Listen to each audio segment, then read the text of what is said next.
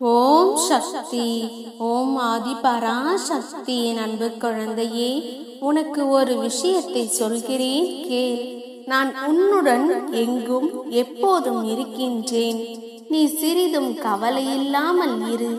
எந்த ஆபத்திலிருந்தும் நீ முழுவதும் காப்பாற்றப்படுவாய் என்பதில் உனக்கு எந்தவித சந்தேகமும் வேண்டாம்.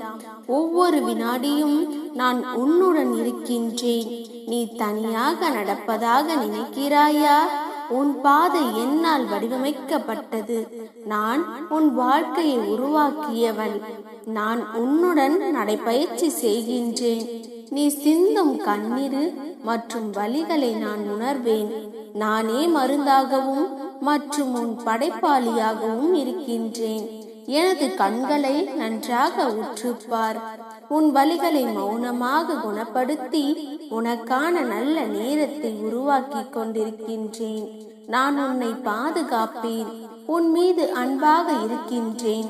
என் அனுமதி இல்லாமல் உனக்கு எதுவும் நடக்காது. எவரும் எதையும் உனக்கு செய்ய முடியாது. நானும் உனக்கு எந்த தீங்கையும் செய்ய விடமாட்டேன். உன் வாழ்க்கையில் உனக்கான பாதையை உன் கண் முன் காண்பித்து விட்டேன். உன் வாழ்க்கையில் இனிமேல் நடக்கப் போகும் மாற்றங்களும் அதிசயங்களும் அற்புதங்களும் ஏராளம். உன் மனதை தயாராக வைத்துக்கொள். நன்றாக உழைத்து முன்னேறு. மற்றவர்களின் கஷ்டத்தை புரிந்து கொள். வாழ்க்கையில் நிதானத்தை கடைபிடி. அது உன் வாழ்க்கைக்கான பொக்கிஷம்.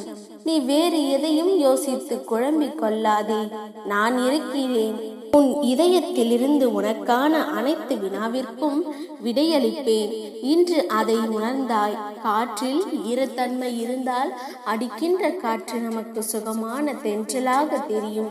அதை போலவே தான் உன் வாழ்வில் நிம்மதி இருந்தால்தான் அழகான உயிரோட்டம் உள்ள அற்புதமான வாழ்க்கையாக அமையும். அப்படி இருக்கையில் நீ தென்றலை உணர வேண்டும். நீ அப்படி உணர்ந்தால்தான் நிம்மதி என்ற தென்றல் உன் வாழ்க்கையில் வசந்தமான சுகத்தை கொடுக்கும். அதை உணர்த்துவதற்கு நீ முதலில் பொறுமையும் சகிப்பு தன்மையும், அடுத்தது நம்பிக்கையும் நேர்மையும், அடுத்தது வைராக்கியமும்.